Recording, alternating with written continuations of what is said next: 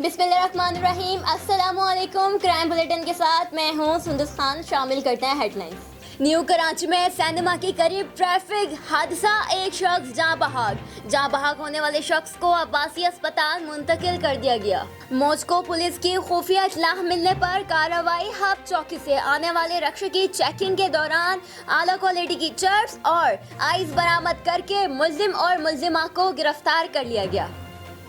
और city area में एक बार फिर गैंग वार सरगर्म। कागजी बाजार में 2 प्लॉट्स पर नामालूम अफराद की फायरिंग। बिल्डर्स ने पुलिस को इत्तलाह भी दी, लेकिन जाए वकुआ पर पुलिस पहुंचने में नाकाम।